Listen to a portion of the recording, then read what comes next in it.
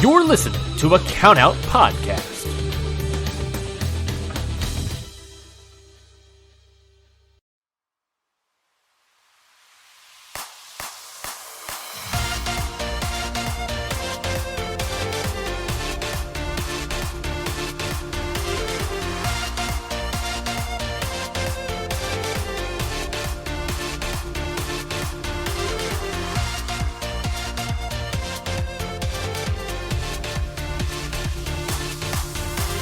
Hello, everyone, and welcome to another edition of the Stardom Road podcast here on the Countout Podcast Network. I am your host, as always, Scott Edwards, and this is spooky season. So what better way to get into spooky season than bringing my co-host, Trent Breward, over? Well, I don't know what to say to that. Are you saying that I'm a hideous deformity? Are you saying No, mere presence actually, is enough to bring fright into little children? I'm actually saying you like Halloween. Do I? You came up with this episode idea, so by I default, did come up with yes. the episode idea. I'm very excited and very happy to be talking about today's episode. I just don't know whether I'd say I'm a Halloween guy. I'm Australian. We don't celebrate Halloween. It's an American institution that has been co-opted by a couple of places, but it doesn't really have a lot of traction here. But you know, it does have traction in the Trent household: masks and costumes, and that's what we're going to be talking about today. Specifically, the wearing of them by people that wouldn't normally wear them. Didn't even let me guess. I was going to give a guess, and you just cut me right off. I trusted that you would know what I was going to say because we're like, I did, but I'm still a little hurt. Well, anyways, yes, we are doing the Mask Fiesta and costume change battle royals in the spirit of Halloween, dressing up as something else, right? Wearing masks, dressing up in costumes. That is the spirit of Halloween in many ways. So it's only fitting that we dive into those of the Stardom history. What's so funny about these two events? Are we gonna call them events? I think we call them events. One of them, Mask Fiesta was an event. The Battle Royal was part of a wider event, which we'll go into. Sure. But I think it's an event. These great happenings. Yeah, and they're two that people still talk about today. If Stardom were to bring one thing back, I think this would be like the top choice for some people. I am a very large and loud proponent of bringing back the costume change battle royal. Anytime it makes even the simplest, the littlest amount of sense, I will chirp up and act like this is the greatest injustice known to man. It doesn't help that there's now a Halloween show, so it's like, yes. I mean, there should be one or the other. We've had Stardom in Showcase. We had 4 of those. We've got this Halloween show coming up. If ever there was an opportunity to bring back either of these things that we're talking about, it would be at shows like this. And I think to a certain extent the spirit has come back, but it's not the same. We got teased at the first Stardom in Showcase. Koguma and Tam swapped their costumes. That was just a tease. I want the main event. I want the full thing. And I feel like with all these extra shows that they're running these days, and you know that's wearing some people thin, including the roster. I feel like these themes would be really good to bring back to keep things lively, and I don't know. I think the roster would obviously have fun with it. They did back then, they did now, but we're gonna do an entire podcast episode on it because Trent said so. So yeah, and that's the bottom line, really.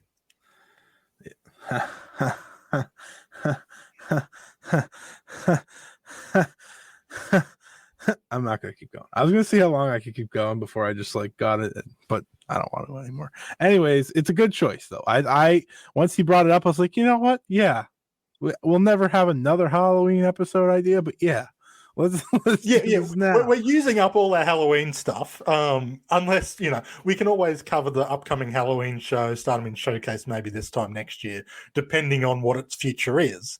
But these are definitely the Halloween-centric stuff that we can talk about. And, we discussed maybe splitting them into 2 episodes or just doing it as the one. I think one is the right way to go about it. This is kind of all in of itself and a bit of fun. And yeah, look, it's Halloween, so it's fun to do something a little bit different. We're not talking about super deep lore history.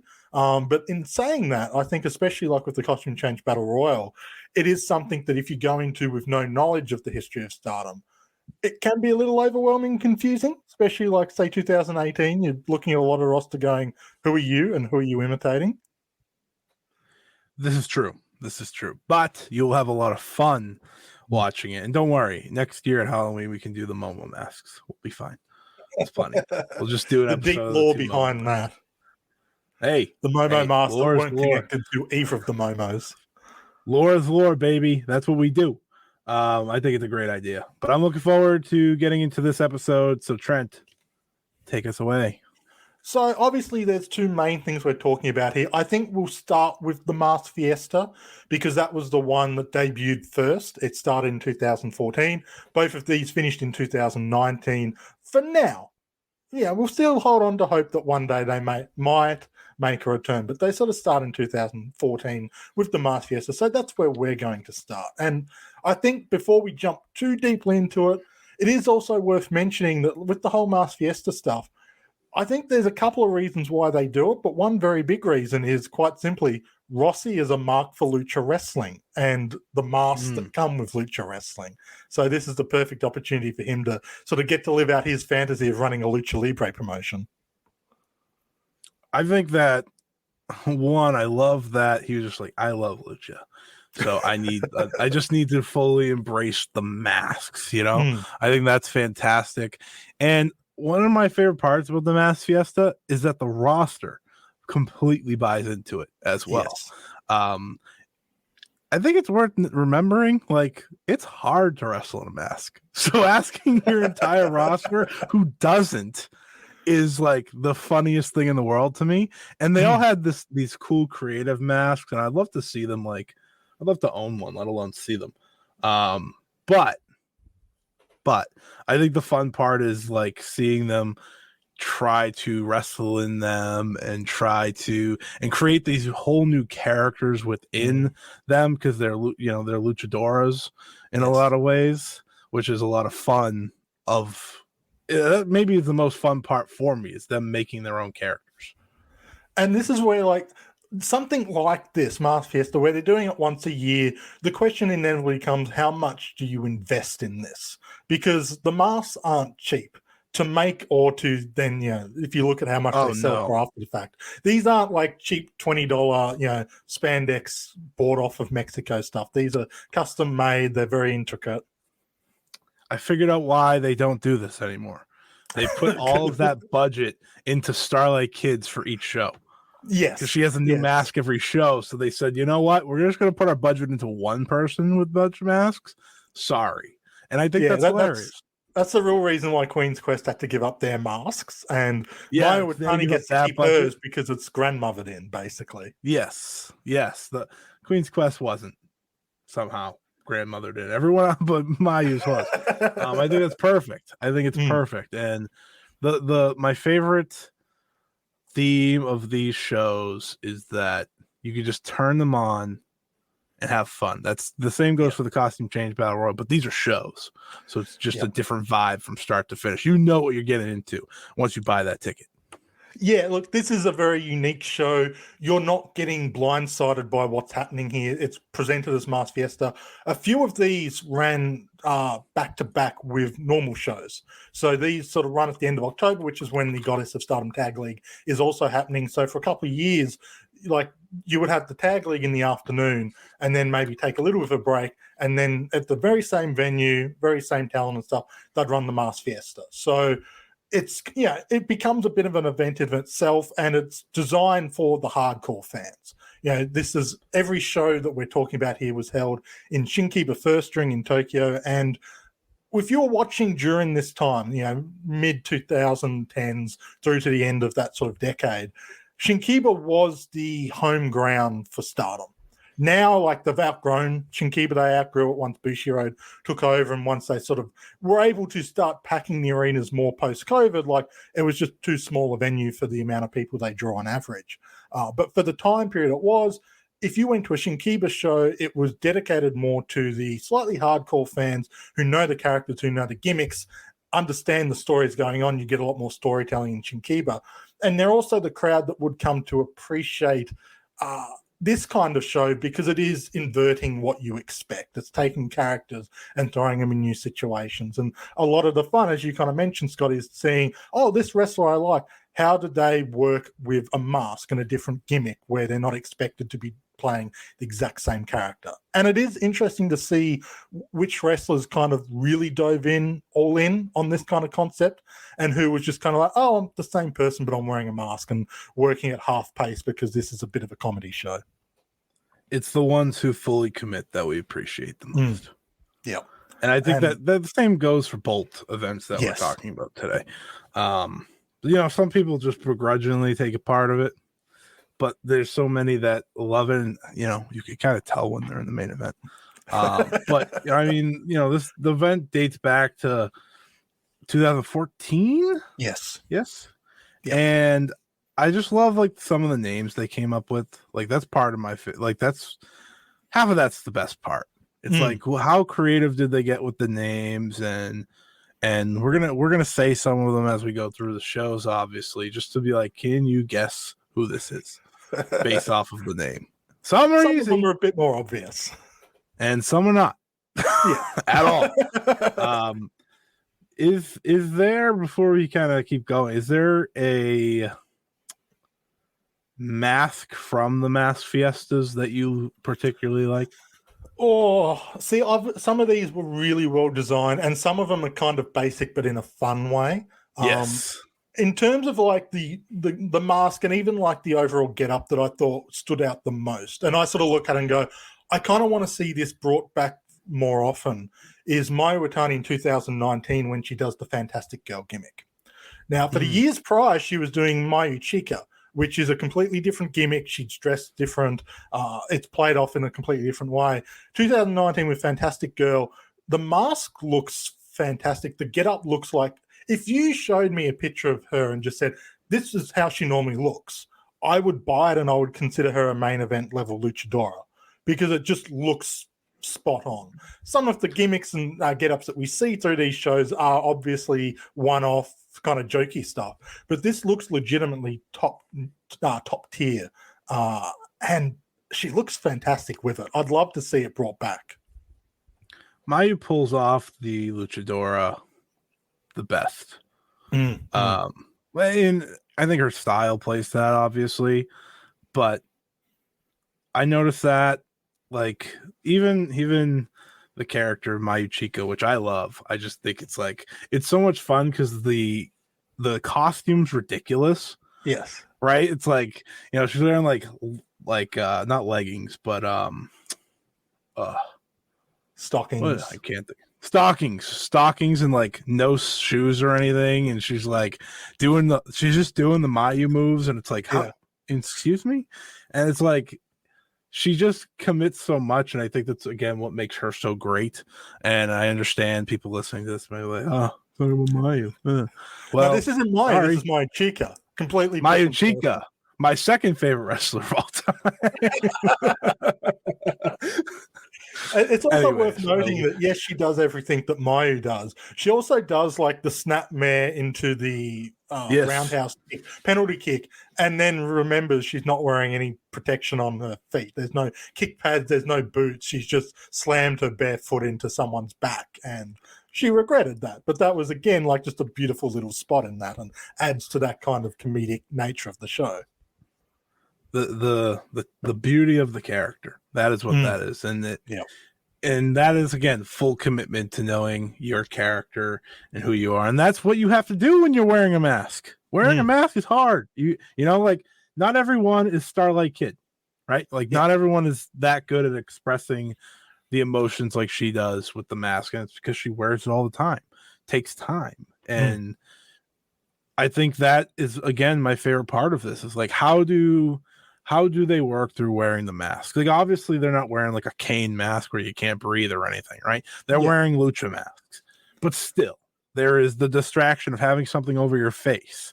And seeing and just the little things like that, and how are they able to express the emotion you're looking for? Oftentimes the answer is yes for like some of the better ones, and this is this great main event that we'll get into, obviously, where I think they all did so well at that.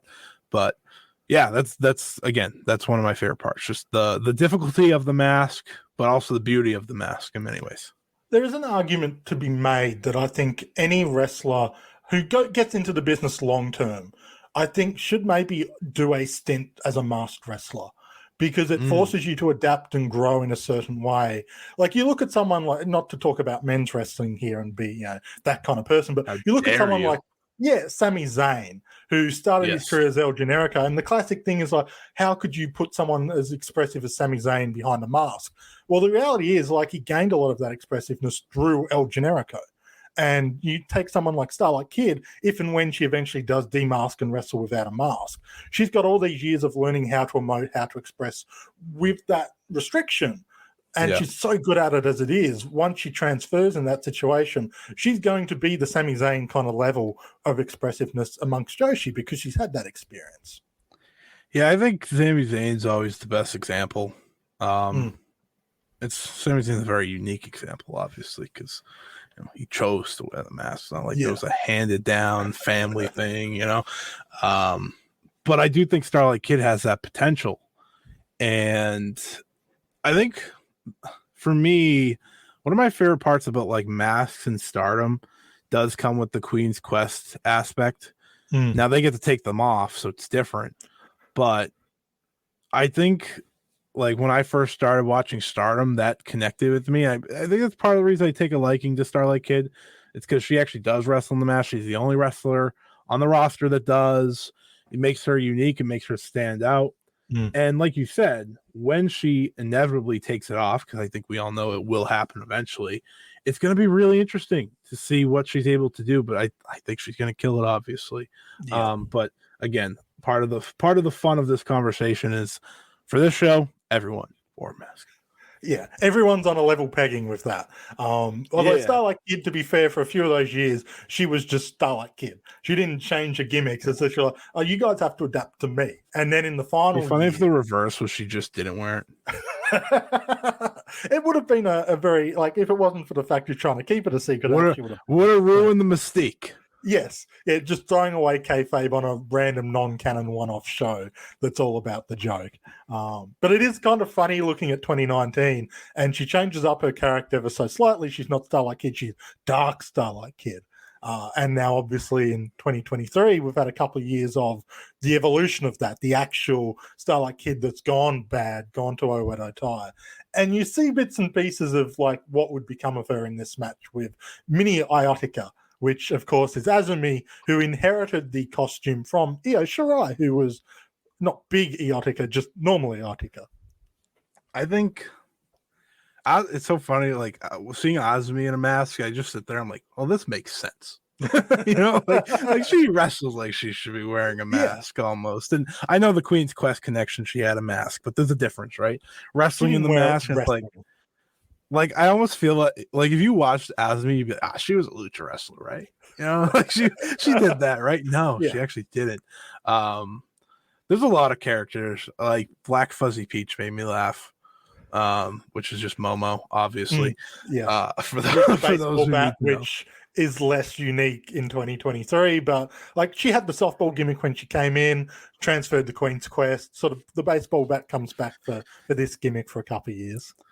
I obviously don't want to give away one of the MVPs of it because I think we're going to talk a little bit about that match, but shout out the Black Jungle Fairy. So, sorry, who are you praising here? I just want to Black Jungle Fairy. I don't know what you're talking about. I'm not praising anyone else. Well, she's someone who adapted. We're in kayfabe here. We're in kayfabe here. Come on. Every year was different. She was Black Jungle Fairy. She went to a couple of different versions. In 2016, she was wrestling in a full gorilla suit just to really mix things up. This is still the best one. It doesn't matter. This was the winner. Yeah. You can say whatever you want about the gorilla suit or whatever. No, this was the winner because this one came with tricks. This one came with, it was fabulous. It was just fabulous. Well, I think this whole match, and I think we should probably just jump straight into it because it's arguably the best example of the Mask Fiesta as a concept, as a without gimmick. doubt. Yeah, and like It has Jungle Mayu Kiona- Chica. I mean, come on. that always helps. Yes. But you get a great mix of the comedic stuff, and there's a lot of comedy in here, and you get enough in-ring action, which is something that does get sacrificed a bit on these shows. Like, they do take it easy, they wrestle at half pace. It's more about the in-joke than the pure in-ring stuff. But this main event's given about 15, 20 minutes, so it has a bit more time to breathe. It has time to evolve as a match.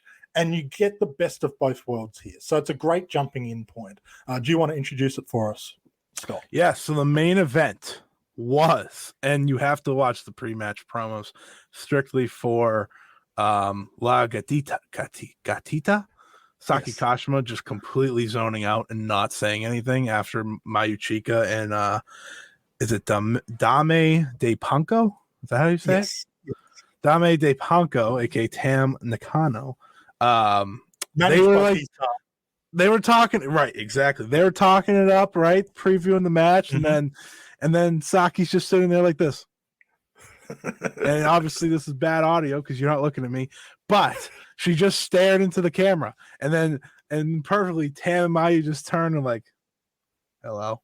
It's perfect. And it's like, it again, this is just kind of playing to the time in Stardom as well, and the liveliness and the friendliness and the fun going on with that roster, obviously, right? Like, it was just so like, just little things like that were so good. And yeah.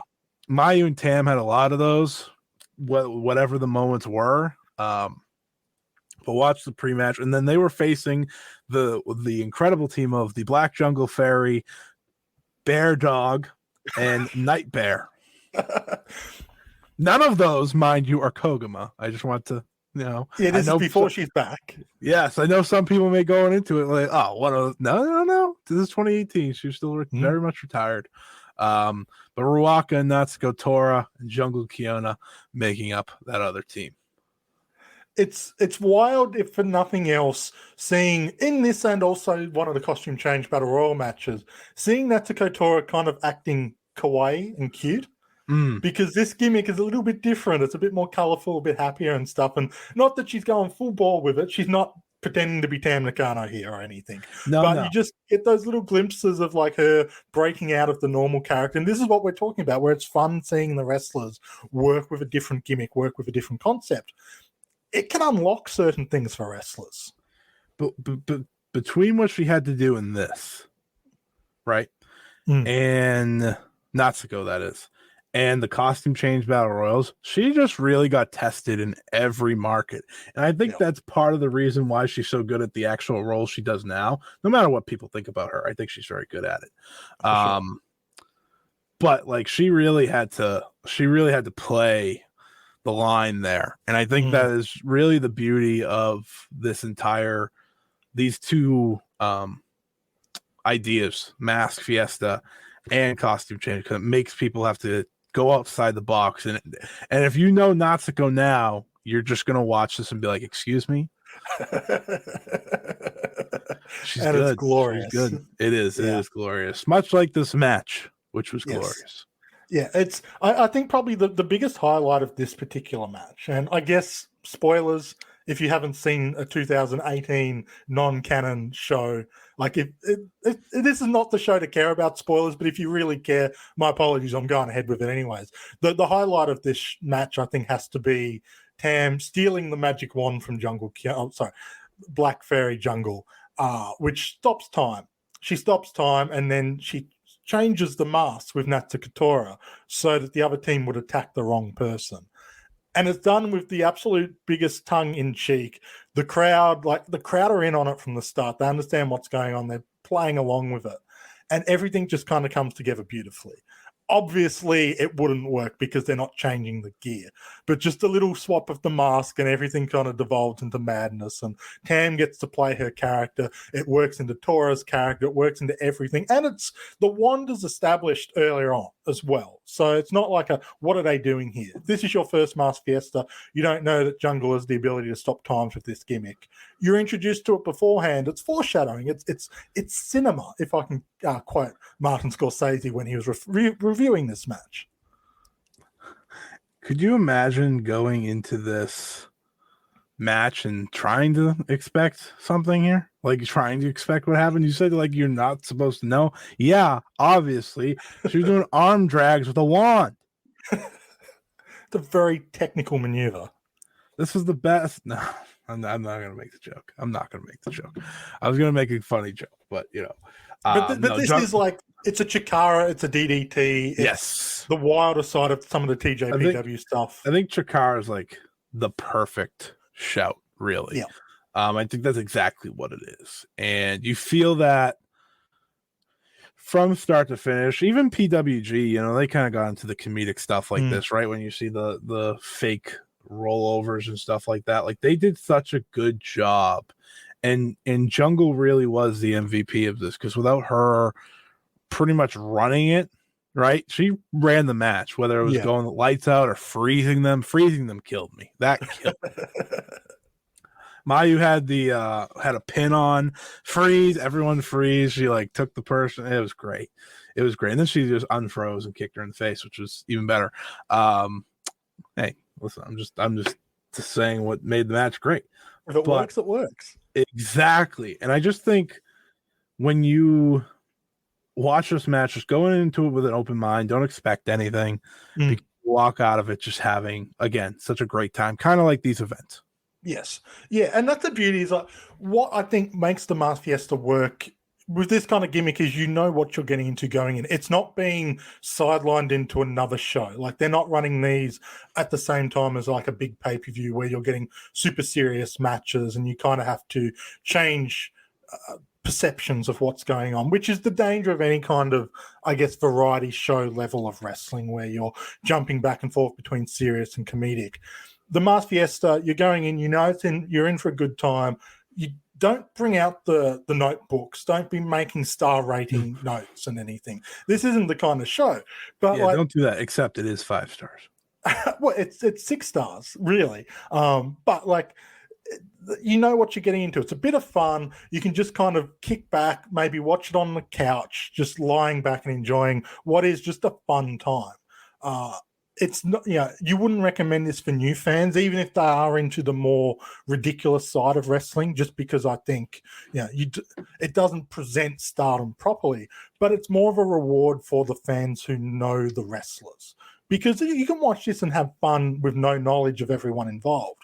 But knowing, like, looking at Oedo Tai 2018, 2019, when they're playing the rookies gimmick, right? It's funny if you don't know any of them, but it's a whole lot more funny when you've got the person who was training the wrestlers at the time in Kagetsu acting as a rookie while the actual rookie, Saya Ida, is dressing him down for not doing a good enough job in the ring. Like, it's little things like that, which as the long-term fans, you can appreciate the dynamics of what's going on, and it adds to the humor.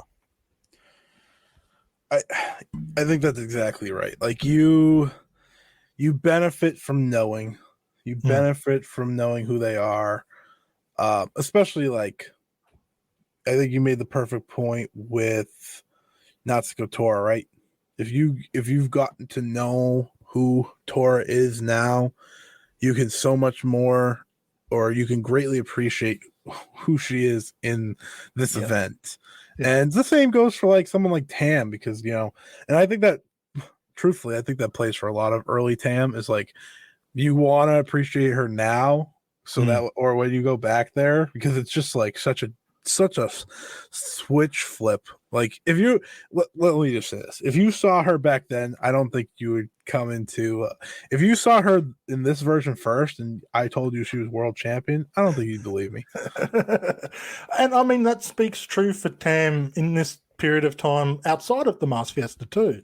Like, I remember when she first came in 2017 and you saw what she was doing, and it's like, she's fun. She connects with the fans and stuff, but I wouldn't have bought her being, a world champion, the hottest star in the promotion, and a main event caliber wrestler in 2023. And it's part of the reason why I think people should go back and watch a lot of this earlier stuff with some of these wrestlers is being able to better appreciate where they've come from and then transferring that to some of the new wrestlers now in 2023. Because, for every Utami who debuts like a upper mid-carder, you get 4 or 5 other wrestlers at least who coming in very raw and need a lot of work. And you can get spoilt by these, can't miss prodigies and then not appreciate that, hey, in 4 or 5 years, the person who came in as a bit of a rough around the edges rookie is really starting to find their own. And I mean, you see that already in Stardom with that kind of progress coming through. Someone like Mai Sakurai, it only took her a year to really evolve from dead in the water to someone that everyone's kind of talking up as being a fantastic lower card worker. Sometimes you need to remind yourself. Killed it in these 2 events. She would absolutely kill it. Yeah, she's the perfect kind of person to come in, especially for the costume change battle royal. Not only because she would able to do wonders with whatever gimmick she's given, her gimmick would be an automatic win for anyone taking it on. Cutting that promo at the end. Yeah. I have a few questions for us at the end for funsies. Mm-hmm. But yeah, Mai Sakurai would be perfect for the costume change battle royal, especially. One thing I do want to shout out with the Mask Fiesta stuff as well, full respect to referee Barb Sasaki. Because I love the referee mask. It's the white and black stripes matching the white and black stripes of the shirt. It looks hilarious, but it actually works. And for multiple years, he busts out some kind of springboard move to the outside, be it a moonsault, be it like a suicide dive or something.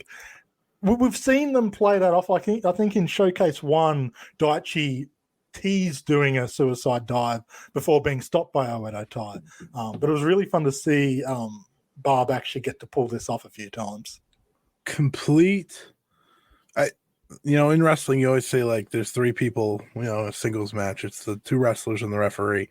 Well, the commitment of the Mask Fiesta from even the referee makes this event as fun as it is.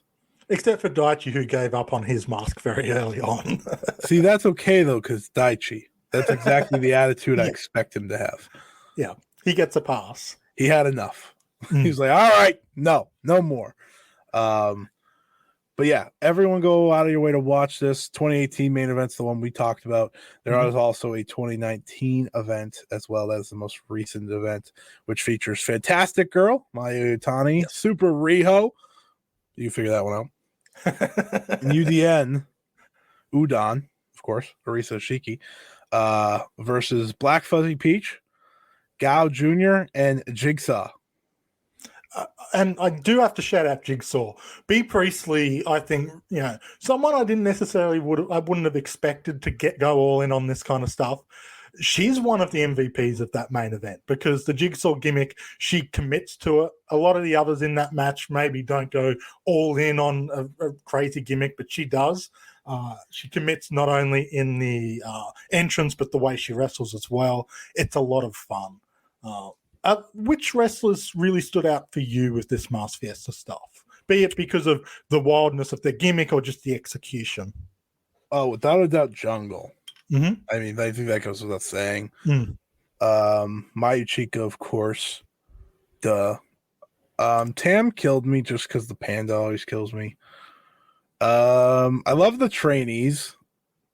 I think the trainees are just fantastic. Like, the idea of that is so much fun. The Kaori evolving as a pumpkin is very Kaori, right? Like, that's what would I expect anything less from Kaori? No, that's exactly what I expect. I thought Hana did a fun job as well. She changed it up from year to year. She was Hanita one year, and then she was what was the other one? Masked Gas Mask. Yes, the very clever, unique name, Mask Gas Mask. What a name. Yeah. The one person I really want to shout out in this, and it's going back and watching these shows and the Costume Change Battle Royal, because I forgot, reminded me how good they were at this kind of slightly more ridiculous stuff. And that's Konami. Yes. Like, she comes in, her costume isn't all that different. It's the same kind of just white gear that she's wearing around that time.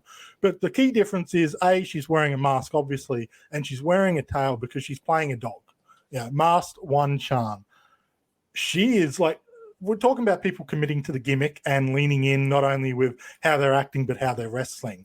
Konami does that. And to me, kind of, maybe doesn't steal the show, because I do think Jungle kind of wins in that aspect because she has more variety she can do with the gimmick. But I think Konami definitely deserves a shout out here. She was a fairy. It's hard to beat the fairy with the wand that has magic powers. But yeah, all Konami can do is chase a ball and have a plush bone, which every show she was in, she utterly destroyed over people. This is true. It was amazing. It was. Yeah. When you're going back and watching the Mask Fiesta, do you watch everything? Maybe. Depends on the kind of wrestling you're into. Maybe if you're watching for the first time. It's a little bit dangerous to go all in with all of these at once, but my recommendation is pick and choose the wrestlers that you know go all in. So start with the Mayu, start with the Tams, Oedo Tai, Kagetsu especially, Konami, Kiona. Look for those matches, and I think you get the best of Mask Fiesta. And then you can kind of dive into some of the other stuff where, the gimmicks are fun, but they maybe don't go all out as much, or, aren't quite as creative with what they're doing. And these are short shows. Every show, it's basically under 50 minutes of action. So you're not committing a long time to what's going on. But if you just want a bit of fun, like over an afternoon, just chuck some on, not have to think too hard, not have to be staring there and writing essays about what you've just watched. You just want a good time with wrestlers that you know and recognize doing different stuff. The Mask Fiesta is a lot of fun. Yeah, I mean, you kind of summed it all up. I don't know if I have much to say other than it's better. Like, we could talk about it all as much as we can. You got to witness it for yourself. At least the 2018 main event. Yeah, that is kind of the best example of it. You go with that one. The other thing I would say is 2019. The Oedo time match. That's the easiest way to describe it. It's like 25 minutes long, and what happens is you've got all of the Oedo Tai's rookies, and they're having their debut matches, basically. So Kagetsu's there doing like the only move she knows is a drop kick, and so she does that 10 times, and Hana Kimura's no selling it. They run to the ring, they're doing the bowing all four corners. They just commit so hard into that gimmick. And it's a multi-year gimmick, but I think 2019 is executed better. And then you get, Kaori as a pumpkin. You also get Jungle Fairy. You get Mask One Charm. You're getting sort of the best of everything there. And look, anytime you get to see Oedo Tai doing Oedo Tai stuff, especially that era, 2017, 2019, you've got to take the chance. Bingo. You really, yeah. This is my realm. This is Trent is doing what I often do, and that's say too much. I never speak too much. What are you talking about? I'm just kidding. You didn't say too much. No, you perfectly capture what the beauty of Mask Fiesta is, and I think because of you, you're going to make more people want to see it now. And that's not good, because they're going to be heartbroken like you. And what's even worse is when we talk about the costume change battle royal, it's going to hurt even more, because I prefer this as the one to bring back. Absolutely. Because it's so simple. It's like you could do it tomorrow. You don't need a mass produce masks for the entire roster. You just give everyone different gear and you have an absolute time, because it's the absolute best. Yeah, I really enjoy the Mask Fiesta. It's a lot of fun, but like, if it never came back, I wouldn't be completely gutted, because it is such a specialized concept, and trying to run a full show just around Mask Fiesta, I think just the concept of it is difficult to sell. in this day and age when you're not going to necessarily draw a full house for these events because it's for hardcore fans and they're just drawing so many with every show they do. Costume Change Battle Royal, you can kind of just chuck on. It doesn't take the whole show. It's a one match thing that you could just include. And to me, this is some of the greatest things Stardom have done. And I'm begging, if any of the Stardom people are listening, I'm sure they're not, but if they were listening, please find a way to bring it back. Because as great as 2018 is and great as 2019's are, the cast we've got now in 2023, there are so many wrestlers I look at and go, you would do incredible with this situation. You would have so much fun with that. And it's been long enough now that everything's going to feel fresh and unique. Absolutely. Absolutely. And again, I'm just so excited for the costume change. I've seen photos from these like for years. Like even before I think like I fully even knew what it was. I remember seeing. I'm not going to spoil it. I'll just we'll get to it. So I think before we jump in, a little bit of context with these matches, because Mask Fiesta was 2014 to 2019 at the end of October every year at Shinkiba First Ring. The Costume Change Battle Royal, on the other hand, was sort of on the other side of the year. It was during Golden Week, which is basically the first week of May in Japan, and it's a big sort of time period in Japan where everyone just kind of goes back to their family. It's a big holiday period. And so Stardom for a few years here used that as kind of a chance to just have a bit of fun. They ran a few shows back to back to back in Shinkiba First Ring. And what they did was every faction at the time kind of got to run a show. And with that came with some heavily gimmick stuff. The Costume Change Battle Royal isn't the only gimmicky thing they do.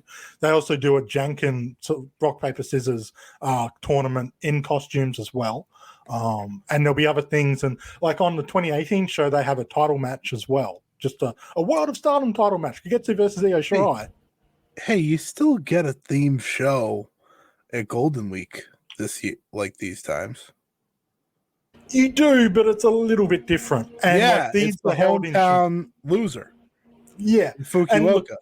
These were all held in Shinkiba, the home of Stardom. Obviously, this year they ran down in Fukuoka, in Kyushu area, like on the other side of the country. And it was a bit of a different. You didn't let me have my joke. I can't let you. I know what you're doing. I know what you're doing. I can't like plural. There's enough pain for Micah fans. I understand. It's not just Micah. FWC lost too. Yeah, but we expect that by now. It's Suki. Hey, whoa, hey, whoa, hey. FWC runs the yard, okay? I mean, singles-wise, I absolutely expect it. Quote unquote, Hazuki nearly won the battle royal, one of these battle royals. I think actually the Costume Change Battle Royals shouldn't come back because I think we have perfect winners for both. Well, they can keep it going, can't they? Well, if they keep it going, then there's only one winner. And we're okay with that. Like, I would be perfectly okay if they ran this for 10 years and Mayu won every single year. I would be okay with it because she makes it work and she's one of the best performers for this kind of show.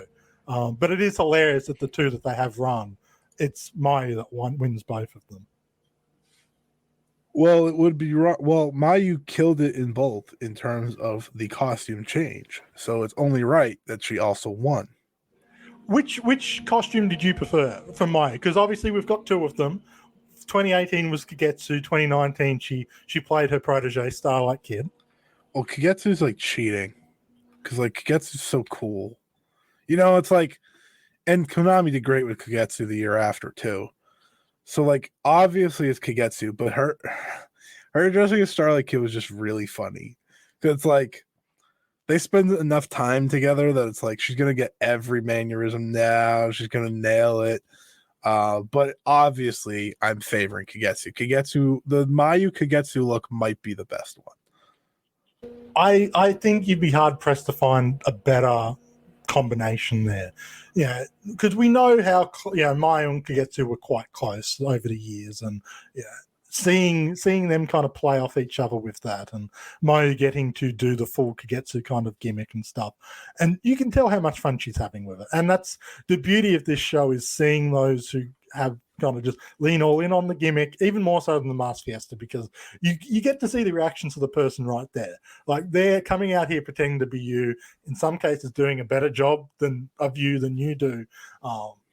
And just they have so much fun with it. But yeah, they ran this twice, 2018, 2019, part of the Golden Week series. And yeah, it's just a battle royal. So technically, and I need to say technically because 2019 bends the rules a bit, what you get is everyone comes out. They get like 5 to 10 seconds in the ring to do, their gimmick, their spotlight. Then they go to a corner, wherever their quote unquote faction is, and everyone slowly comes out.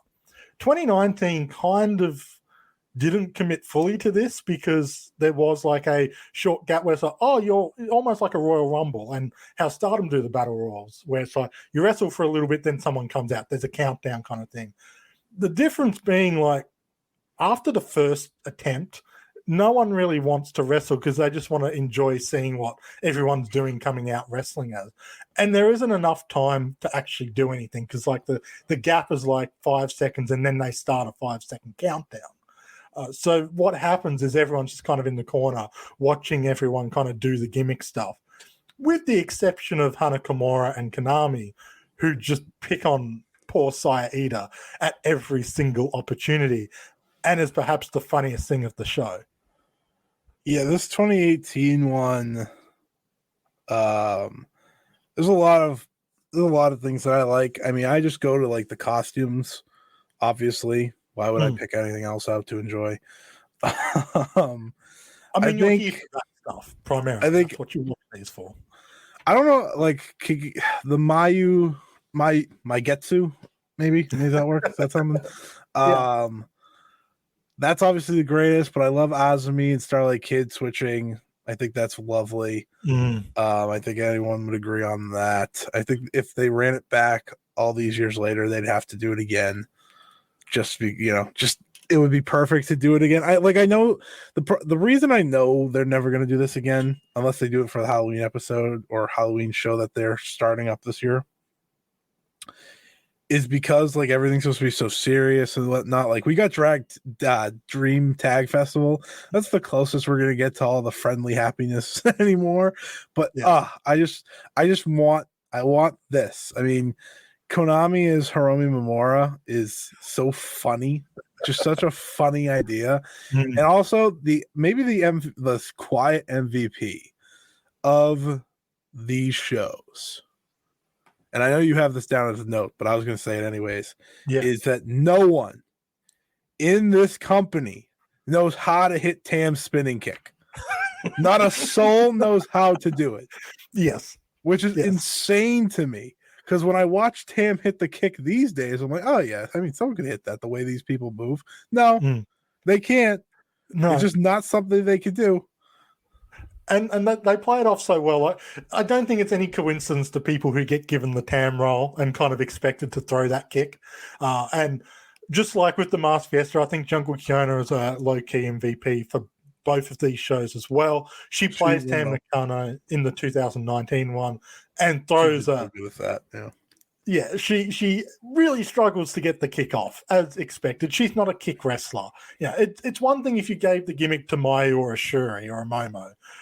You're giving it to Jungle, it's not going to come off perfect, but that's part of the fun of it. And then she's in the corner doing the Tam stretches to the best of her abilities, which, she gets the leg up there. And even Andres Miyagi's looking over in the corner, cracking up when she realizes what Jungle's doing. The commitment to these is, again, the best. Yes. If you go all in, it works. A.K. Momo Watanabe went all in as the one and only EO. Yes. And he even hit the goddamn 619. Hit it well, but maybe even more impressive to me is that little counter-spinning crossface that EO would pull out. You throw the punch and all of a sudden you've been spun 360 degrees and you're stuck in a crossface. Momo hit that perfectly. And that's, like, if that's not a move you're practicing regularly, to pull that off the way she did deserves real props. Hit the 619, but you could tell it's not in her moveset. The crossface looked like it should be part of her moveset. I'm not talking about MVPs of the costume change battle royal. Momo Watanabe is at the top of the list, Yeah. mister. She nails these. Obviously, I think 2019 is the most maybe the most prestigious look of the entire costume change idea. I think everyone has seen it. And it's awesome because she absolutely nails it. But we won't get to that yet. I think she's just absolutely deserves credit. And like we said, the most important part of this entire match is that Mayu Iwatani won. Yes, as she should. And like her performance with Getsu is fantastic. And again, this is where like if it works better if you were watching during the time or it's happening kind of as you're going through. So you pick up the little things, because seeing her bring out the little toy truck might seem weird, and it is, but like that's what Kagetsu was doing during that time. Like they were doing full playful ridiculousness, and they'd bring out the toy truck. And so you just get that little bit of an extra pop beyond just, oh, look, it's Mayu in the gear and it looks incredible. Like we saw her kind of adopt the Mayu version of the Kagetsu attire for 2020 in the goodbye match. But seeing her commit to the full black with the eye makeup is extra special. 100%. And I'm just trying to like put together in my head like why this is so good. And with Mayu, it's only right that Mayu won, right? Because Kagetsu was also in the main event challenging for the World of Stardom title. So Kagetsu got against a big Io wonder of Shirai, Stardom who title. was the final person in the final two in this was the main event, which is very perfect. cleverly booked. It is a perfect touch. Like if you just watch the costume battle royal, that's fine. You should. But if you add that little touch, it's just the cherry on top of the perfect debut of this idea. And it shouldn't be too difficult to encourage people to then watch an Io Shirai versus Kagetsu match. Like, yeah, if you're being asked to watch something, those two going at it, it's a pretty easy sell. Yeah, it is. Like, I don't know why I would have to sell that match to anyone, but you should watch it. That is my best way to. It's Stardom Road. Maybe people haven't learnt yet the greatness. We haven't got Kagetsu. there yet, right? We haven't got to the Eos yet, and we haven't got to the Kagetsus yet. We totally haven't talked about either of them on the show ever. So yeah, don't watch it yet. Save it for when we save it for time. Yeah, stay on track. Stay to the theme. Were there any other appearances here that you thought were kind of in the 2018 one that kind of you just want to give a little bit of props to? Because there's one or two others that really stood out. I think Hazuki's phenomenal.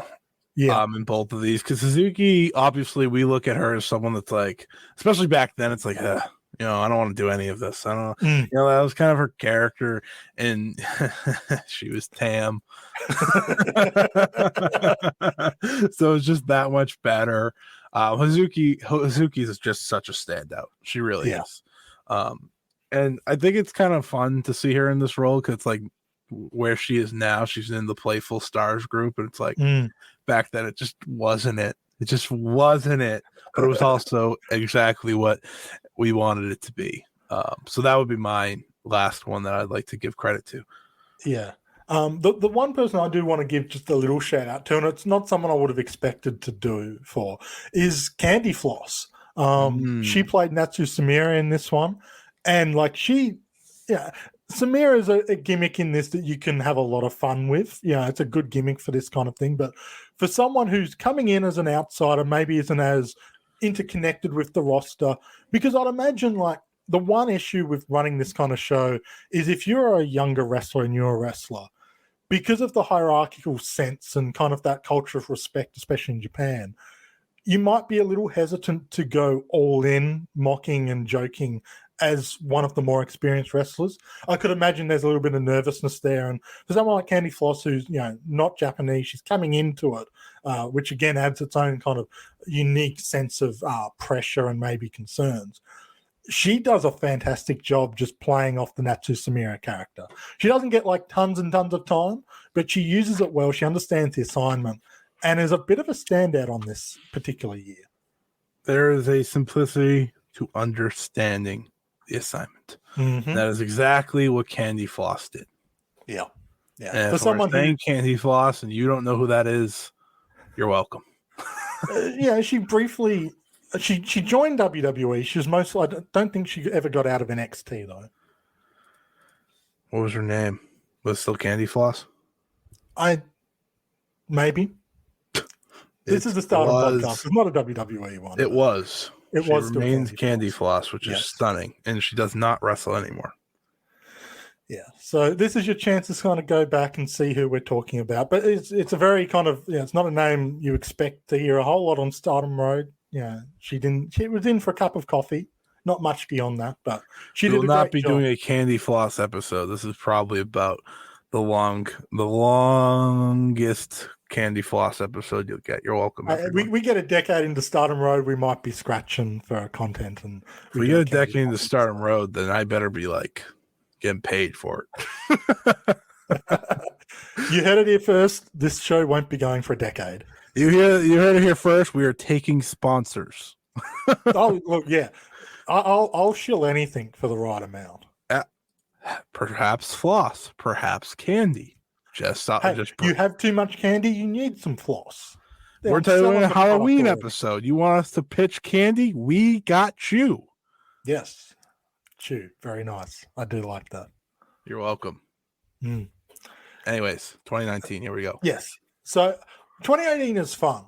It's a good little show. I think it relies a bit more on knowing that era because you're getting Natsumi wrestling, you're getting Kaori coming out as Mary Apache, which is a very right. Yes, that's a very time-centric gimmick. 2019, I think, is still difficult for people who aren't familiar with the time period to jump back to, but there's a little bit more there to kind of connection points and more wrestlers that you are likely to recognize, even if you're not as familiar with the product during this period. And I do think it's stronger top to bottom with the gimmicks that they play off here. I think that extra year probably they worked out what works and what didn't with 2018, and they really lean into the fun for 2019. So much so that when I was kind of watching it and making a list, even though I said you don't need to be writing stuff down for these kind of shows because they're just fun, you don't need to overanalyze. But we're doing podcasts. That's what we do. We overanalyze. When I was making notes for 2019, I thought I'll write down some of the names that stand out, who kind of caught my eye. I thought they did a good job. I wrote down like over half the roster, if I'm being honest. And I don't regret it because a lot of people stood out and deserved their time to shine, which they did on this particular show. Yeah, 2019's perfection. It's like everything this idea should be. It's just nonstop pops from myself.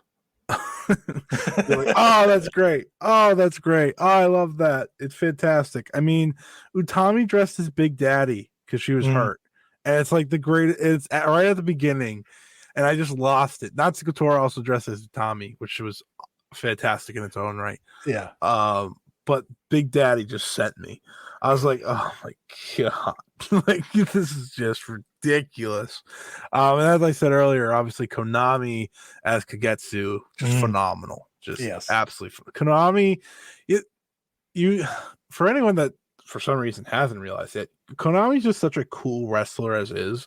So Konami just switching it up a tad to other cool wrestlers makes her even cooler, and that happened here with Kagetsu, which just like Mayu the year before was a fantastic look.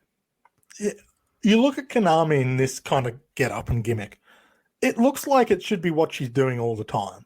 And it's around the time she's in, sort of, she's not with Oedo Tai at this point. We'd see that a year and a half later, but like she's getting to be a cooler wrestler here with Tokyo Cyber Squad. It starts to unlock a true potential compared to when she was kind of with Team Chibi and then with Queen's Quest and stuff. So this is kind of the next evolution and the hint of what's possible for, Oedo Tai, Konami, and then God's Eye Konami, because every kind of iteration just kind of manages to be a little bit cooler than the next, which she's already pretty cool. So that's kind of an achievement to continually trend upwards on that. But Konami as Kagetsu is arguably the coolest version of her.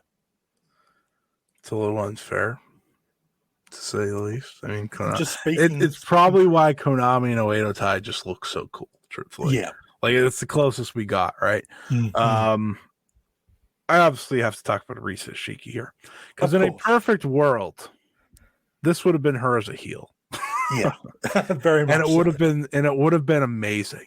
So she dressed as Bea Priestley, and she just looked so badass. And I was like, just what Trent needed me to do. Sit here and be sad about Arisa. I really appreciate it. No, it's awesome. It's so great to sit here and think, oh, what if? Classic. Thank you. It's nice to see her in a different color palette, because obviously primarily she wore the oranges, and she went with the white and pink for a bit, which we would also see later on in this show quite hilariously with another wrestler wearing that gimmick.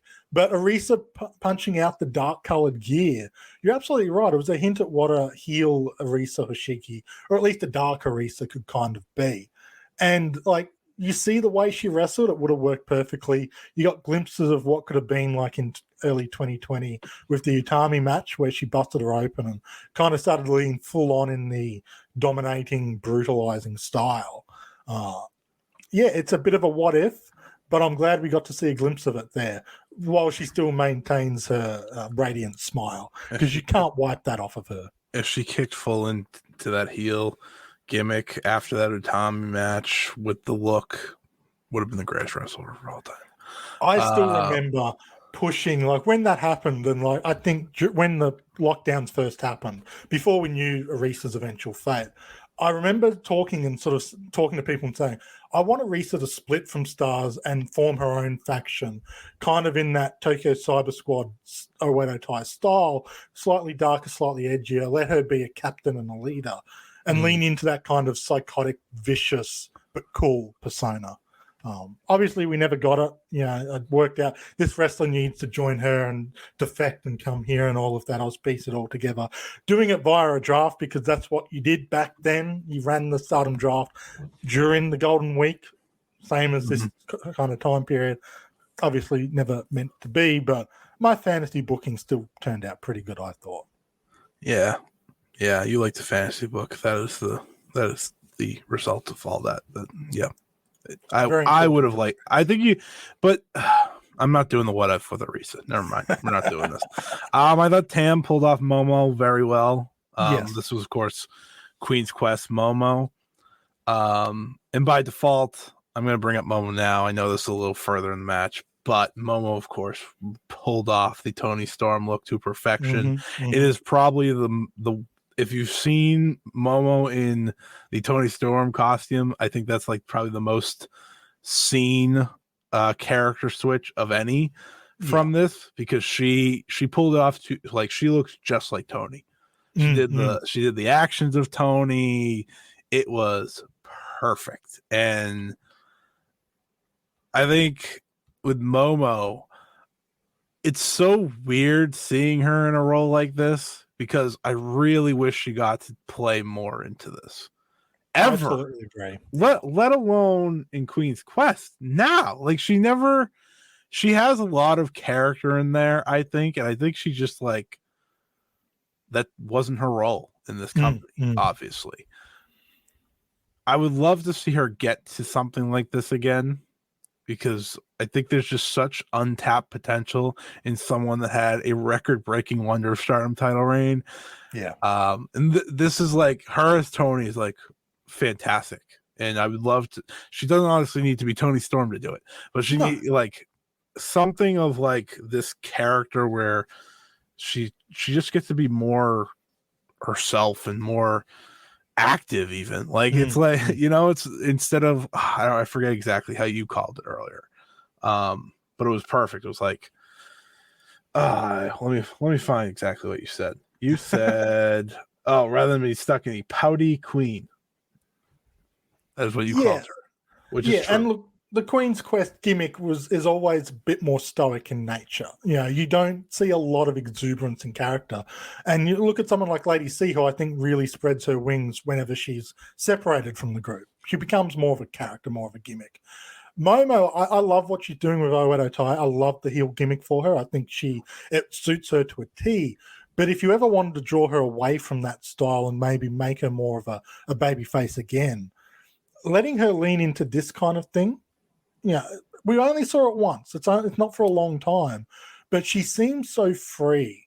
And I think there's a lot that you could work with adapting some of the mannerisms with the Toni Storm gimmick, making it her own, but maybe just giving her that freedom to not have to perform to what the Queen's Quest image was. Mm-hmm. Yeah, we see that freedom to an extent with Oedo Tai, but it is shoehorned into a very heelish nature.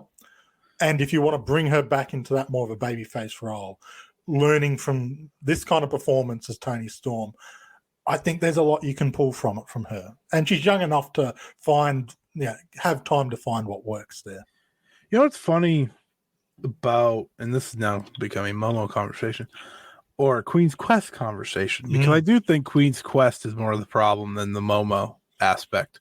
Yeah. That's just kind of how that character has, or not character, that faction has become, right? And you and me have had these conversations before. It's almost bad when a rookie or someone goes into that, because it's like, unless you're like Utami, it's tough to break out, right? It's tough to find your full potential. Now, Saya Kamitani did, but she didn't do that. She started to do that before joining, right? I think she was able to start finding herself before joining.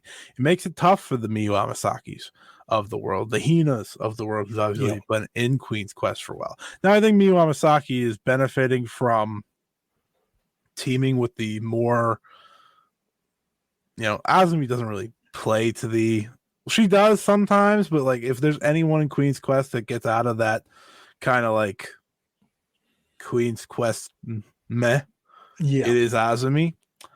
So I do think that's helping her, but I do think like it's not even a Momo problem, it was a Queen's Quest problem as we learn through time. And I hope that they all get to expand, because even Utami, we get to see her do the little things sometimes. I think that's when people love her the most, is when she does the Tam stuff and just little things like that. So again, it's been a struggle for Queen's Quest really from the beginning, because even like Hazuki, when she's in Queen's Quest, like she had the lollipop gimmick, but I feel like you didn't really see her begin to unlock things character-wise until she joined Oedo Tai. And I don't think it's wild that she maybe struggled to find it in Queen's Quest, which is to me the hardest faction to grow your character, and then go to Oedo Tai, which I think is the easiest faction to grow your character, because like playing the heel to a certain extent is just easier, and it's more freeing and liberating and fun. And everyone that's kind of gone to Oedo Tai, whether they're established wrestlers or rookies, I think have had that freedom and grown character quicker than the other respective factions. Yeah, it's a struggle with Queen's Quest because of the certain image it portrays. And Utami has broken beyond that, but it was, I think, a bit of a challenge, probably coupled with also the pressures of being a young champion. Saya Kamitani has broken through that, but I agree, like she began to find that before joining Queen's Quest. And Azumi, whenever she gets a chance to maybe be more boisterous, she's very good at taking that, but she does bounce between being the stoic queen style and being a kid, which, okay, she's a bit older now, but she still has that kind of playfulness which comes through, especially when she's with like a Miyu Amasaki and can kind of be a little bit more relaxed. 100%. Now I'll get us back on track. That's my fault. We kind of brought us out of that. I thought Hana as Andras Miyagi was incredible. Pulled it off to perfection. Kind of hated doing it at the same time. I think it was the hair. Yes. Like having to get the hair that way, she realized the pain that Miyagi actually goes through. Yeah, that's why Miyagi left. She didn't want to do the hair anymore. That's the only reason, I'm sure. Yep. That's it. Then, of course, we got Miyagi playing Hana, which I actually, for as good as Hana really did cool. Miyagi, she delivered it right back. And maybe the fact that they both got to play each other and could bounce off of that really worked well, I thought. In terms of other people who stood out, like you mentioned Tora doing Utami is a lot of fun. And I think like seeing how well they work together as opponents, you see how they sort of interact here. You realize they're probably quite good friends behind the scenes. And that allows them to, have fun in this situation, but also really deliver when they're facing each other in the ring. That's all they did. That's all this was having fun. Everyone had fun. Except for Kagetsu. Except for Kagetsu. Kagetsu had to be Arisa. And Kagetsu did not like being Arisa. You put it perfectly here in the notes. It looked like Kagetsu lost a bet.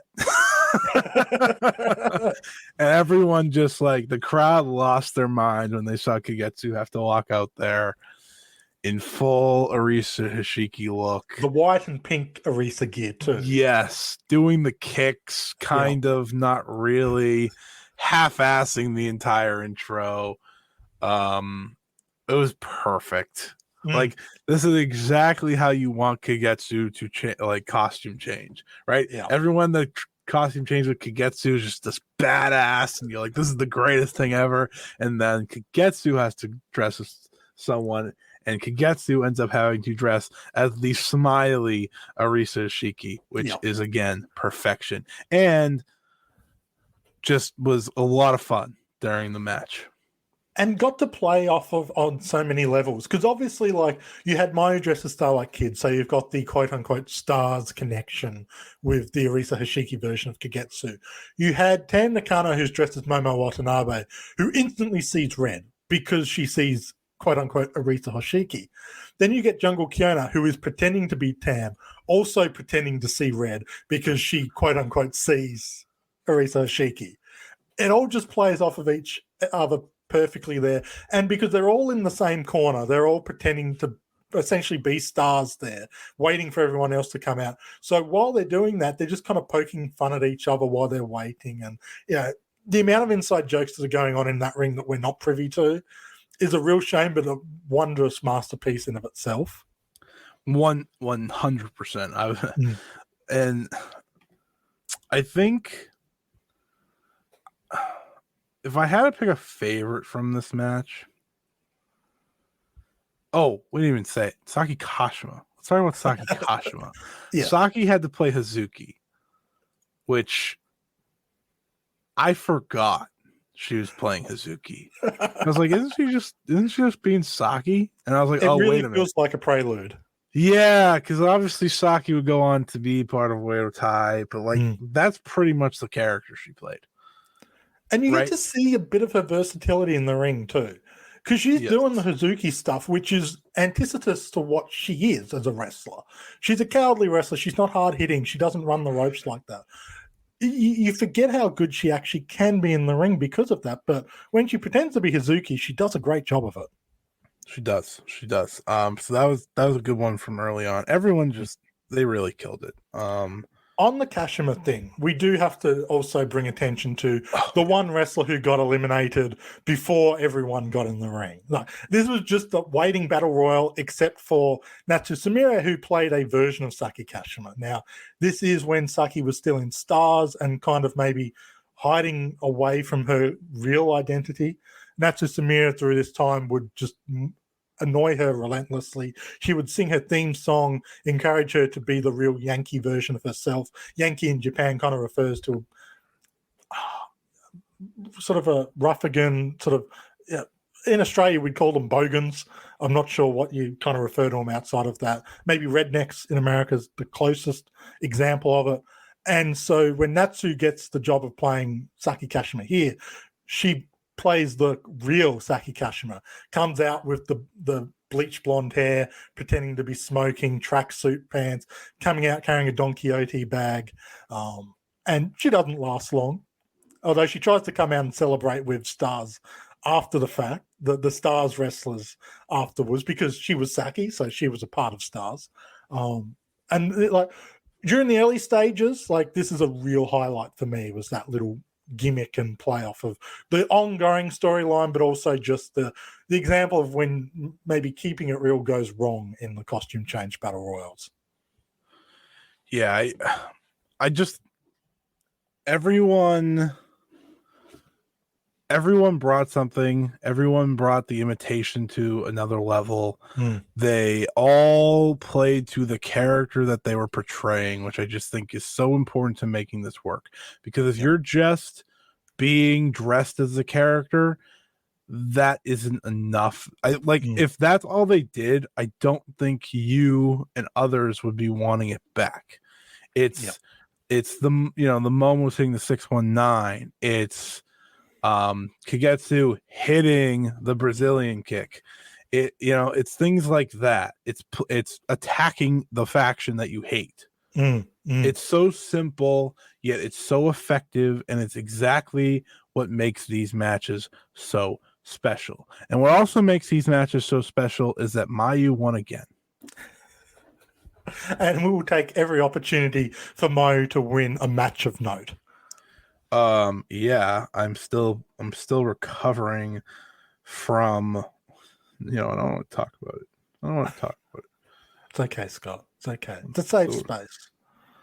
It hurt.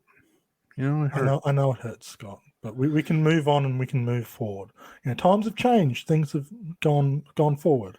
She should have won the IWGP title first. It's okay. She has it now. She's held it longer now than she would have if she won it. Yeah, I know, but some people wouldn't blame her for something that's not her fault. So while Scott recovers, he's absolutely right when he sort of says that it's seeing the full commitment from the wrestlers that makes this work so well. There were a couple of wrestlers in both years that I don't want to say didn't get the assignment, but maybe just didn't feel comfortable in their assigned roles or maybe imitating their fellow colleagues. And it does kind of show, unfortunately, but the vast majority of them do lean fully in, and it's just a lot of fun. And it's why, people like me in 2023 are begging for it to come back and see the 2023 Stardom roster lean into this kind of thing, because I think there would be a lot of fun to find in that. And I know Scott had a couple of questions he kind of wanted to close out with, and I might be related to that if I had to formulate a guess. I don't know the questions ahead of time, but knowing how we kind of discuss with kind of these things, I've got an inkling it could be like, who would I want to see play who in a current edition? That's exactly what it was. However, I do want to say before that, the hope that I had with Stardom and Showcase was a match like this. I will admit that first and foremost. And once it became apparent that it was just coffin matches, I was like, all right, we can get rid of this. But with the Halloween thing, there's still a chance. Put out all the wrestlers that aren't wrestling. Have them dress as the main eventers. I don't care. Give that to me. Imagine Waka dressing as Julia. Come on. These are the things we need in our lives, people. Yeah. This roster now is so loaded. They would have so much fun with it, right? Like this 2019 roster, like the 2018 roster did. So that's what I'm asking for. There's anyone out there listening to me that can make this come back? Rossi Ogala, I'm talking to you, my friend. Bring it back and make sure Mayu wins when you do. Thank you. the one other rule, bring it back and bring it back where Mayu wins. We can't have Mayu lose. No. That would be a crime to the match and the history. There's a historic aspect to this. There's precedent here. Exactly. Now let's get to the questions I had. Yeah. So, who do you think would have the best mask if Mask Fiesta was brought back? Oh, see, that's a good question. I've got to look at the people who are naturally I asked it. Extravagant in nature. I think Julia is someone who... I was going to say, do not pick Starlight Kid. No. Well, hey, based on precedent, she's not the one, because she just reverts to being Starlight Kid. And I could see her in a current day Mask Fiesta reverting back to babyface Starlight Kid for one night, which, as fun as that would be, is not going to win Best Mask for me. Someone like Julia, I think, she seems to relish any opportunity to just go over the top, be it with attire, be it with hair, be it with gimmick work. I think she would probably do the same with the mask. And she's a main eventer, so you could probably justify spending a bit more money on it as well. I was not ready for you to just add you can spend more money. I think that Rena's not getting the same amount of money put into her mask as Julia would. That's true. I think Being Julia's a honest. great choice. If I had to pick one, I was good. I only picked one. yes, I you like were. to go I one and usually pick break five. those rules, but I'm not going to Yeah. break those rules this time. I am going to play to my own question. It's just hard because I think there's so many great ones. I think it would be hysterical to see Suzu Suzuki in a mask because she would just probably scream the whole time. I actually am going more comedic with both of them. I'm going to say the other one because this was and I break the rules all the time. You're doing And so Natsupoi. well. Yeah. I think Natsupoi would be an absolute hoot in the mask situation. And she has done Mask Fiesta in the past. And she just has poi on her mask. That's what it it has to have the logo on there. And maybe Do you know what her Mask Fiesta gimmick was when she was doing it? No, I don't. Poi Man. Let's see, it's perfect. We'll just bring back Poi Man. Actually, no, we can just do like Super Poi or Super something. Poi. Super Poi, Bye Poi, Poi Bye.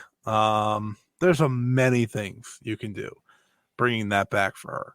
And I think Shuri would just have a cool mask. Like more of the Julia fit. Just be like, it's badass. Of course, because Shuri. All right. And then the other question is, of course, costume change battle royal. Yes. You get to pick 3 wrestlers you'd like to see do it of whoever you want. Like, who are the 3 in this current roster that you'd like to see? Well, 2 of them are kind of paired together. And you mentioned Shuri.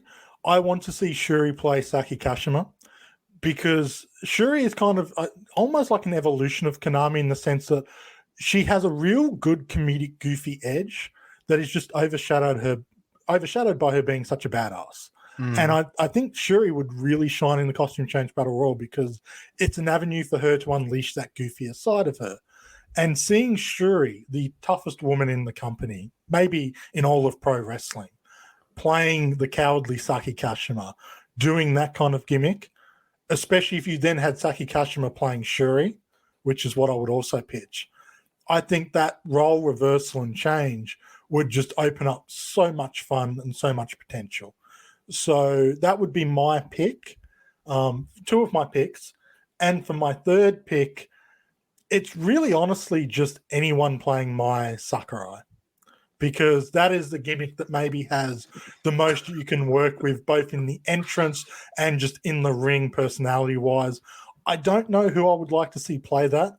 Maybe Mirai, just because they have that friendship connection already, and it would be so out of character for Mirai to be acting like my Sakurai. It'd be kind of fun to see her lean into that. So that would be my 3. So this is going to count as 1 because I'm just changing them both. Tam and Julia. Yep. Just got to do it. I'm not even going to explain it. You just got to do it. Because the entertainment of them mocking one another, it's too good to pass up. The next one would be Utami as Tam. You're just going to make everyone in the roster be Tam, aren't you? Those ones specifically, because Utami as Tam almost feels like you have to do it. You know, it's like if you don't do it, you're really missing out on a money opportunity here. And I'm just trying to give them money, you know. And then the other one, I'm so tempted between 2. I don't know. I mean, you've already broken the rules. So I know. I always break the rules. I'll break the rules like 10 more times. Then, you know what? It's only fitting if I break the rules, and I'll let you break the rules if you have an extra one. May Sarah as Megan Bain. I don't think I need to explain that one. I'm playing to real life feuds and stories with mine, right? But that one, her acting as the powerhouse, it's too perfect. Yeah. With the headpiece that's probably bigger than her. It's just too good. And I think Tekla would be good with pretty much switching with anyone. Because she's really good at doing the character stuff. I think she would be an absolute blast. Maybe the best chance for her to stand out, full stop, because she does sometimes get lost in the shuffle, even though you like whenever she does shine, it's like, why are you not being highlighted more? But yeah, I could see her wanting to do Megan Bain too, because she's already been going after her a bit. Absolutely. That's why I didn't pick her, because like she did it kind of. Yeah. There's just so many good ones. Like I have to have someone be Nanai. Yeah. And Just that's yell passion. I would love to see Nanai come back for this, partly for that. My only concern would be Sai would be great. Because my one concern would be maybe like with her kind of veteran presence, some of the roster might be a bit hesitant to mock and imitate her. Yeah. That'd be my only concern. She'd have to be there. Yeah, and she'd have to kind of maybe tell them, look, have fun with it. Go ham with it. But Saida would be perfect for that role. I think Saida wouldn't care. They'd be like, all right, I'm in. Well, we've already seen the rookie Saida lean into that kind of stuff on the shows we've talked about today. Exactly. I have one more, but I'll stop. Okay. I do wish Mariah May was around still, though. I think there would be some good. I think there would be some good back and forths there. I mean, just based off the Hanan stuff, right? We got to see a bit of that with her and Hanan, which was fantastic, and we appreciate that. We do. Yeah. Any hint of like the costume change battle royal just sends me wild. Like it's a cheat code for me to be excited about Stardom. Utami as Tam, I do think is the one that does have to happen because we've already seen her imitate her so much, but also putting Utami in Tam's gear, full entrance. Yeah, elevates it to another level because it's so unlike her gimmick and character. So I absolutely agree with that. The most interesting one, I think, Starlight Kid has a lot less options now because there's only one wrestler on the roster who wears a mask at all, and that's Mayu doing the entrance stuff. And she is naturally pretty limited by what she can do. But I think seeing her play Mayu Watani would be a lot of fun because really no one on the roster knows Mayu better than Starlight Kid. I feel like I need to give Mayu one just because she needs to win the match. You have to see who she wins as. Mayu as Shuri would probably be badass. Yeah, that'd be a lot of fun. I feel like that'd be a natural, like, all right, simple, but you're going to get the most out of it, you know? Or Mayu as Julia. That might be psychotic. And she'd have a lot of fun with it too. I'd like to see Koguma as Tekla because I think she'd have a lot of fun doing the spider gimmick and doing the tarantula and stuff.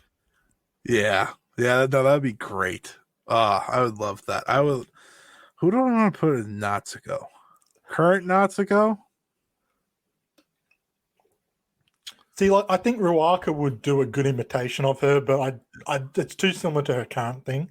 So it'd be fun to see someone else kind of stretch their wings. Mike would be a lot of fun as I think Micah would kick ass as Natsuko, and then we'd be like, all right, it's time to turn Micah heel. Because like the look would be so good. I think it'd be a very natural fit. Yeah, absolutely. Yeah, there's just a lot of good ones.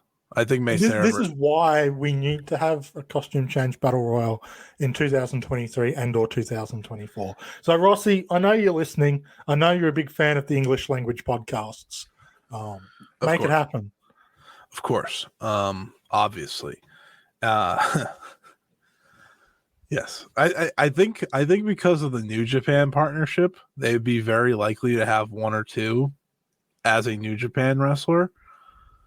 And if that's the case, there's also endless ideas there. Like Starlight Kid's dressing as Desperado, 1000%, and that'd be awesome.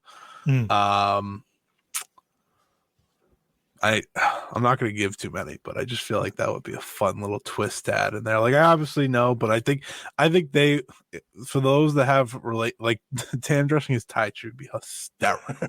Yeah, just doing the song and everything, even after dumping the poor guy. Oh, great.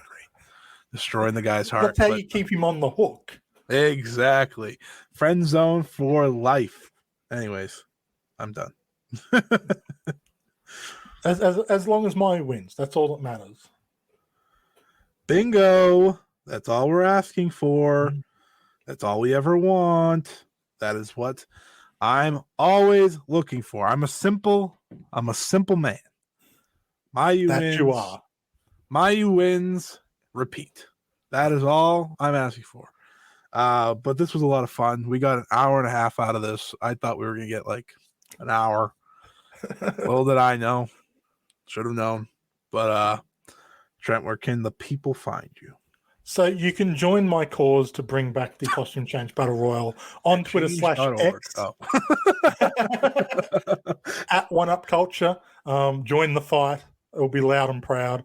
I've got podcasts. I've got writing.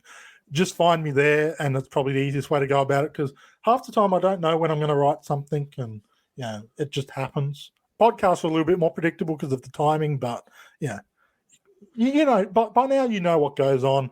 You can listen to the Ocean Cyclone Show with Scott, Ryan, and myself. Choco Cast, bit of fun, bit of everything. But yeah, One Up Culture. That's all you really need to do. At One Up Culture. For me, I got nothing. You can listen to Ring Post Radio. I talk about things on there. That's fun. That's on the Count Out Podcast Network. That's always fun. I released my list of excellence this week. Your list of excellence. So my list of excellence. Am I on the list? It's a wrestler only. So you would have been. It's a running gag type thing. It's like people that I just fully embrace, whether it's a joke or not. So like Mayu's on it, obviously, but then there's like Keiji Muto was on it. Evil was on it once upon a time. Evil's now in the Hall of Fame, of course, of the list of excellence, much like Keiji Muto because he's retired. Mayu's in the Hall of Fame as well. I'm only naming Hall of Famers because you need to go check out the latest episode to hear the full list. Let's just say it came up because of Mystico. I'll give you that because Mystico loved the guy when I was younger and he was Sin Cara and sucked. So you can only imagine how much I love him now that he's awesome as CMLL Savior. Anyways, go check that out. Follow me at Scotty Wrestling on X. Not even going to say the other one. It's X now. The logo is X, so I've accepted it. Or Twitter. Yeah, I couldn't do it. And there goes the acceptance. I know. Content-wise, I don't know. Maybe something will happen. Listen to the Ocean Cyclone Show, like you just said. We'll be back next time with another edition of Stardom Road. We had an idea. I don't remember it. So that's tough. That's tough. Normally we are better at writing this stuff down. But as it happens, we've gotten really bad at writing stuff down. Yeah. So it'll be good though. That's a promise. It's guaranteed. That's locked in.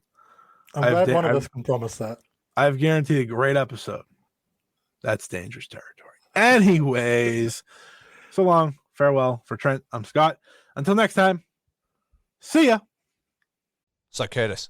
Yeah, man. Count said we've got to do an ad. I've never done one before. What should we do?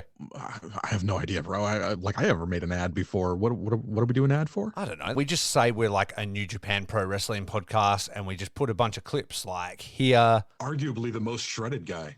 So you really want to get there, too. Maybe a little bit bigger. Yeah. We'll see. Heard that here. Michael Richards calling Jay White small compared to him. Here. I love it.